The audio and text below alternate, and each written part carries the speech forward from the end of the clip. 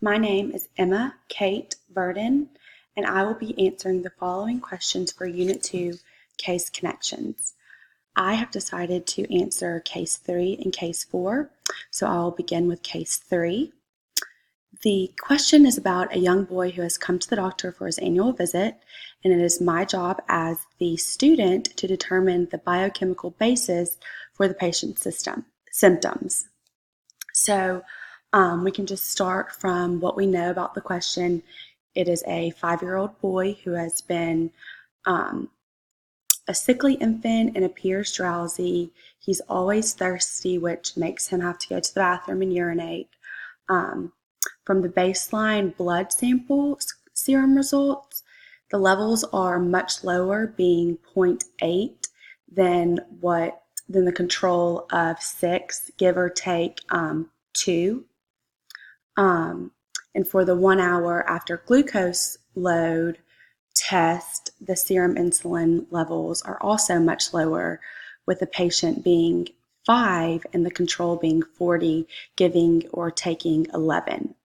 So these low levels of insulin result in higher than normal levels of blood sugar, and that's known from the question. So we're going to start with the first question that was asked about the symptom or what the symptoms of the patient suggest. So from what I just previously said, the patients who are always thirsty, which then leads to frequent urination, are symptoms of diabetes. The lab test suggests that the patient has very low levels of insulin, therefore he's showing signs of type 1 diabetes. And type 1 diabetes is when patients are not, or when the body is not producing the proper amounts of insulin that it should. So the second question is asking what I predict the patient's fasted blood glucose levels to be given in the condition that he's in. And I'll just start by saying that the normal range of blood glucose levels is 100 micrograms per deciliter, and patients with diabetes tend to have higher blood glucose levels, sometimes being higher than 125 micrograms per deciliter. High blood glucose levels result in the disrupted way of the body's way of making insulin, which is also known as hyperglycemia. And the last question is asking me to list 2 regulatory enzymes that are likely to be active in a patient with diabetes. And as we know from what we've studied, glycolysis is the pathway of glucose metabolism that regulates insulin, and 2 regulatory enzymes that we see that are present in diabetes are phosphofructokinase and pyruvate kinase. I'm going to start with and just kind of like explain phosphofructokinase. In glycolysis, when the blood glucose levels are low, which we see in the patient, glucagon is secreted and therefore phosphorylates phosphofructokinase, and this inhibits the formation of fructose 2,6-bisphosphate. And this enzyme is used to help maintain blood glucose levels. And now I'll just kind of explain pyruvate kinase. So pyruvate kinase is the enzyme that converts phosphophenyl pyruvate to pyruvate in glycolysis, and this is regulated by a feed-forward regulation and allosterically activates by fructose 1,6-bisphosphate. So that is going to wrap up the answer for case 3. So now I will move on to case 4. And so this question is about a 2-month-old baby girl who has developed certain symptoms, and it's my job as the student to diagnose the patient from the information that is given in the question. So like I did in the previous question, we're just going to start from what we know that from the information that's given in the question and the symptoms of the patient.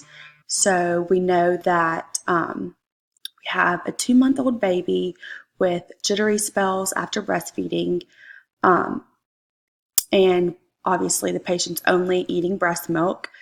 The patient is sleeping for more than 2 hours. The lab results show low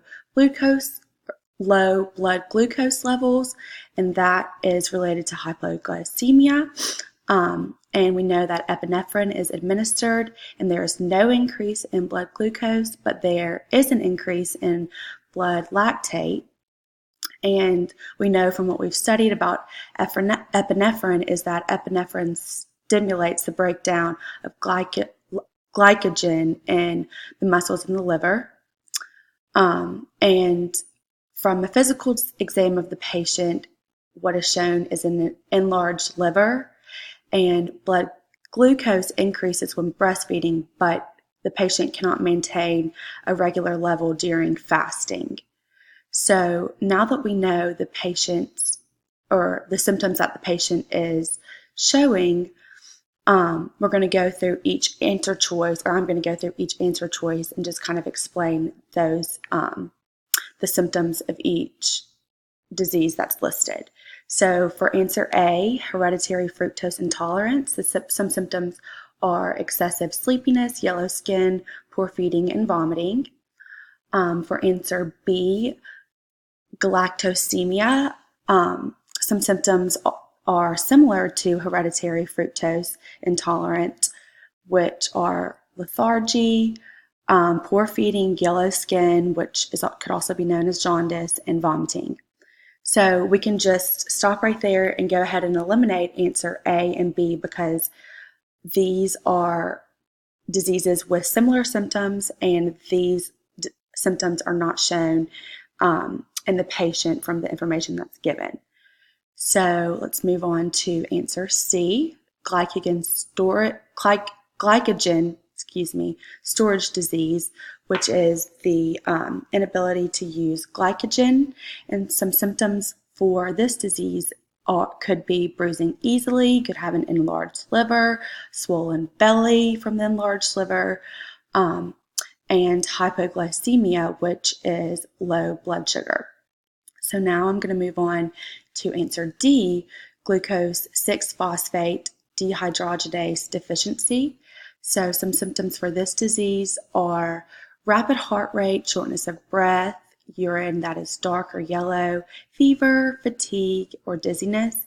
And this answer could be eliminated. So because these symptoms are not shown from the information, or not shown in the patient from the information that's given. So that lets us know that the correct answer choice is answer C, glycogen storage disease.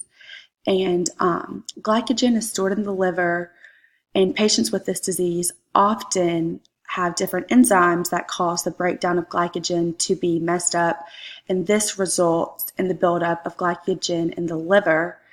So if glycogen is being built up in the liver, that's going to result in an enlarged liver. So, and the patient is only able to maintain their blood sugar while breastfeeding.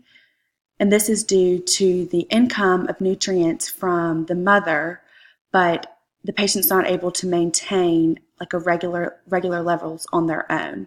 So the patient is showing symptoms of glycogen storage disease because the patient has an enlarged liver and has hypoglycemia. So that is going to answer that question, and this will wrap up the video for Unit 2 Case Connections.